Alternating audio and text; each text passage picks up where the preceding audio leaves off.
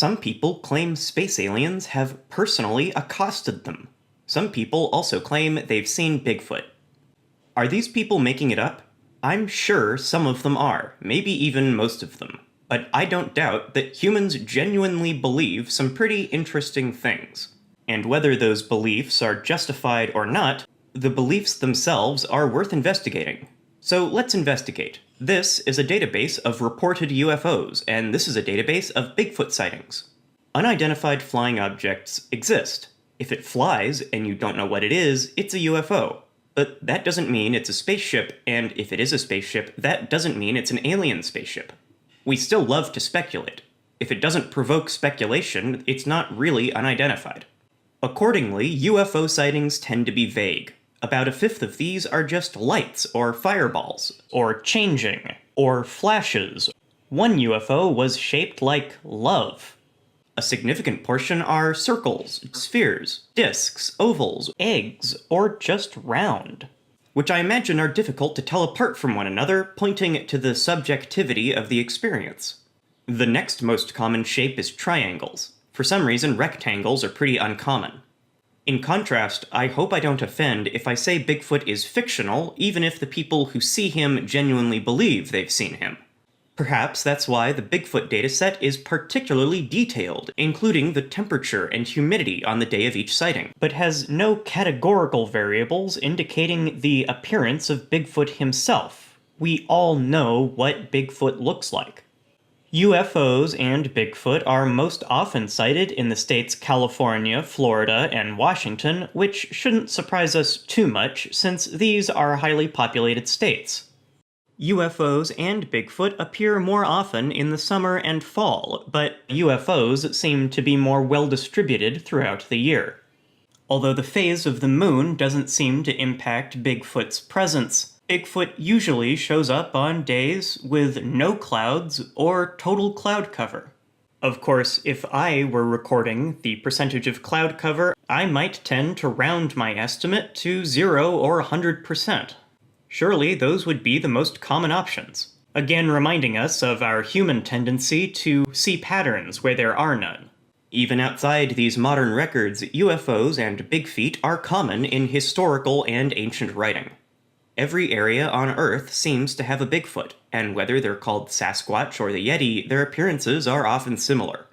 In 1560s Germany and Switzerland, and in ancient Indian texts like the Mahabharata, the sky was said to be filled with flying, fighting objects. People who believe they've been abducted by aliens give eerily similar descriptions so often that the archetypal alien appearances have names, like Greys and Reptilians. Even if all these stories of space armadas and monkey men are fictional, why do we keep writing these fictional stories again and again? Why do ape monsters and aliens look the same according to people who shouldn't have had a chance to conspire and get their stories straight? One obvious answer is that widespread media has affected disparate people in similar ways. No wonder aliens look like E.T. E.T. was a blockbuster. We've all seen this video of Bigfoot walking away. At the same time, we've already established that humanity's obsession with aliens and monkey men predates film. If you believe the TV show Ancient Aliens, then evidence of alien encounters dates back to early cave paintings. So the incestuous relationship between obviously fictional paranormal encounters and authentically believed paranormal encounters must be primordial. There's gotta be a reason such beliefs arose and persist. Where did it start? When? Why? Evolutionary psychology should be taken with a grain of salt, and as an armchair YouTube evolutionary psychologist, my word should be taken with a whole spoonful of salt. But here's my take. Compare the dichotomy between Bigfoot and aliens to actual human prehistory. Until recently, as 40,000 years ago, Neanderthals and more modern humans coexisted. Although there was doubtlessly conflict between these groups, they probably interacted and could possibly breed. Reaching farther back to more universal ancestors, there were tens of thousands of generations of primates who were the middle children between more modern men and banana munchers. The Bigfoot-style monkey man and the more intelligent, sensitive type grew up alongside each other, like twins in the womb.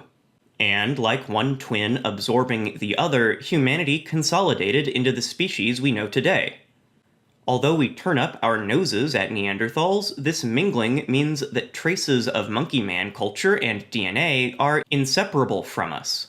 In every person, there are ancestral memories in the form of biological makeup and cultural instruction from at least two sources. Our big-brained ancestors warn us of the hairy, scary monkey men hiding in the trees. Our Neanderthal ancestors warn us of the freaky, smooth-skinned geniuses who will abduct you. Both of these influences are powerful enough to shape our fictional stories and heartfelt beliefs to this day. If you believed any of that, then it's hard to tell whether rumors of Bigfoot and stories of aliens predate Bigfoot sightings and alien abductions. Were the fictional stories based on supposedly real events, or were the supposedly real events inspired by the stories? In my opinion, the way aliens and Bigfoot sit on the fringe of existence points to the blurry line between stories and our ordinary lives. Maybe there is no Bigfoot, but Bigfoot has affected us. Maybe no alien will ever visit Earth, but the threat inspires us. What I'm trying to say is, the real Bigfoot was inside us the whole time, and we were the aliens all along. Or maybe I'm thinking about it too much? That's all I do here at Thinkster. I think I'm hitting my stride. At first, I just made videos because I wanted to see if I could. Now I know I can, and I can focus on more esoteric themes. The message I'm trying to convey in every video is that every aspect of our existence is the same, from bottom to top, from movies to delusions, and from Sasquatch to Greys. There's less a difference between our imagination and our reality than we'd like to imagine. If that sounds cool to you, subscribe. And if that sounds really cool to you, consider supporting my Patreon. Live long and prosper.